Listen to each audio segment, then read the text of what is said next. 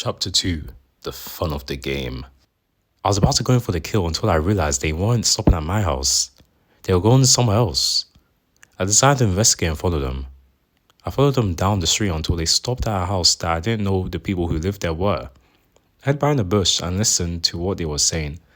Sit your beer down here and keep watch until I'm done taking out the trash. Capiche? Yes, sir, boss. Are they about to kill somebody? See you on the other side. Doodles.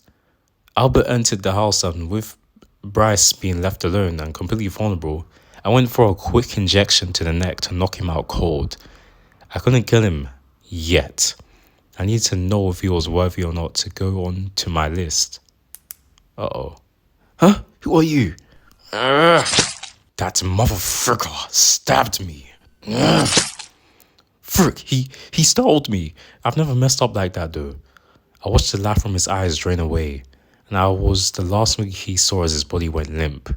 Had I just killed someone innocent? I hit the body behind the machine's side. Before I could have any time to ponder on what I had just done, I had a loud bang come from the house.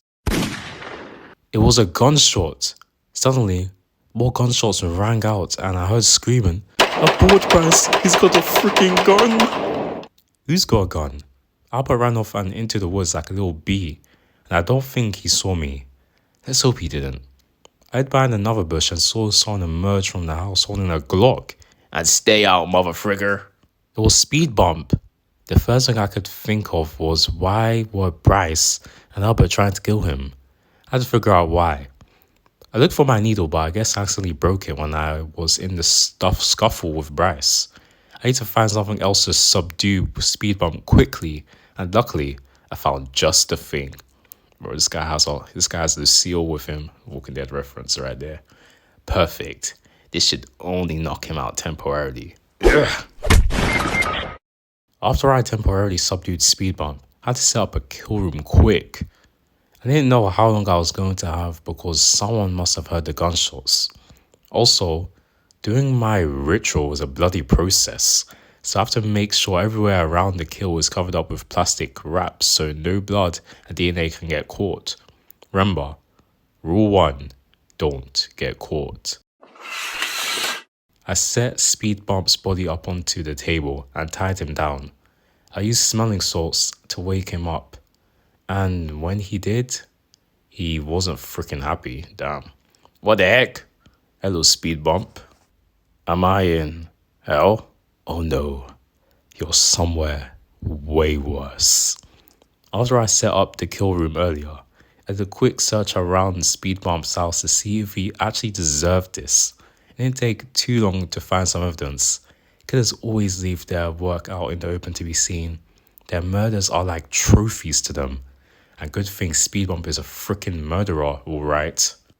Damn, he's a serial killer, damn. There were 3 dead bodies hidden deep in his basement. I understood now why Albert and Bryce were trying to kill him. Speed Bump deserved to die. Look at them, Speed Bump. Look at the innocent lives you took. No. They were a family, and you took that away from them. Please, no.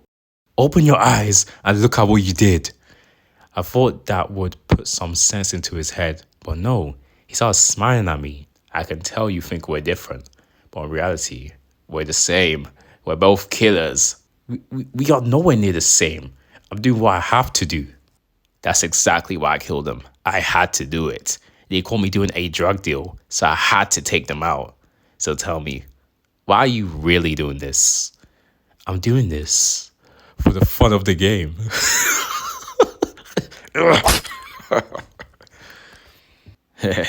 Never gets old. More trash has been picked up off the street, all because of me. I put Speed Bump's body into a trash bag and cleaned up the side of the crime. I then snuck out of the house and buried the body in my backyard amongst all my other victims. That's when I realized, oh shoot, I forgot about Bryce. I sprinted back to where I left him and he was gone. All that remained was a bloody puddle. I searched around the neighborhood to see if he crawled away, but no, he vanished. Frick me! I'm truly screwed, aren't I? Wednesday. I returned to school today like everything was normal. All I could think about were these my last moments? It's times like these where I realize life is so fleeting, so fragile. Every breath has potential to be our last. Everything seems slower and more tense. It feels like everything is moving at a snail's pace, while my heart is beating as fast as a drum. But that all goes away when I see her. Hey, Greg. Hey. I asked her about her day. She smiled. Seems like the only thing I can do right about these days is please my girlfriend. Everything else seems to be going to crap. We talked more until she dropped some shocking news. Did you hear Bryce Anderson got jumped last night and is in hospital? What, really? Yeah, pretty crazy. It's just got a whole lot worse.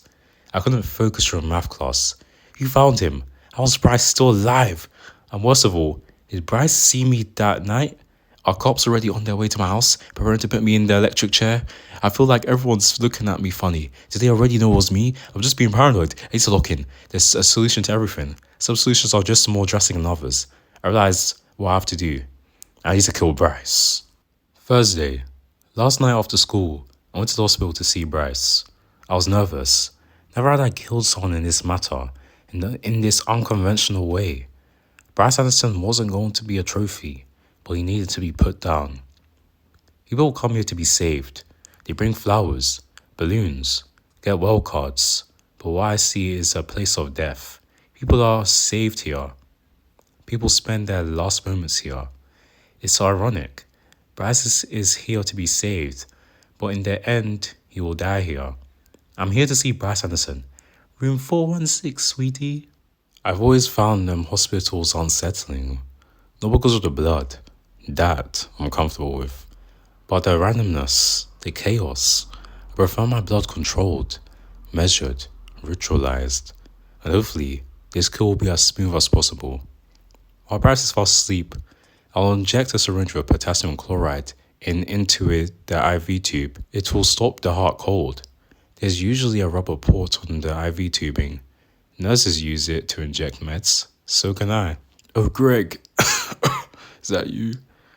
Crap. This will be harder than expected. I didn't expect you to be here. Just here to say hi. Well, I'm glad you're here. Want to get some things off my chest. I was confused. What could this be about? I know I've been an a-hole to you, Greg. Don't sugarcoat it. I've made your life a pain, and so many others. But last night, getting stabbed and bleeding out in the street made me realize something.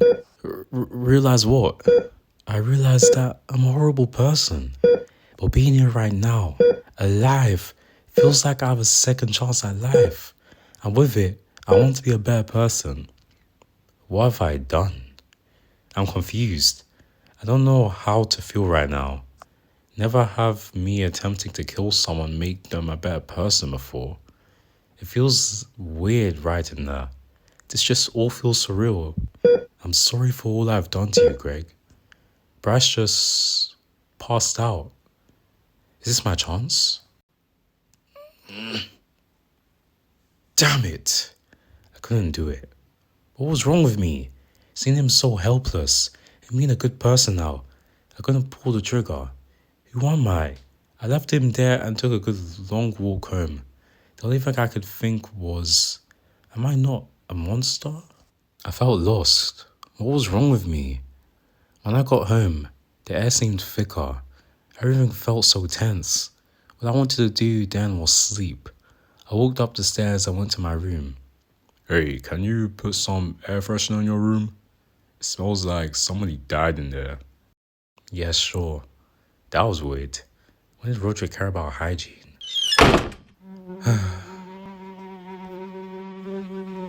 Holy crap. What is this? It was a decapitated head sitting on my desk. Who put it there? Once I got a closer look, I realized that the head was the familiar. It was the head of the nonce that escaped my wrath last weekend. Wow, you picked a good-looking lad this time, Beardo. Has someone been watching me? The head was put in a cooler, open for me to see. I put some gloves on and picked it up for further examination. I realized something. These were the same precise cuts as Rudy Bird's decapitated head. I think these two deaths have a relation. I suppose I should be upset, even feel valid, but I'm not. No. In fact, I think this is a friendly message. Like, hey, wanna play? And yes, I want to play. I really, really do. Game on, whoever you are. End of chapter 2.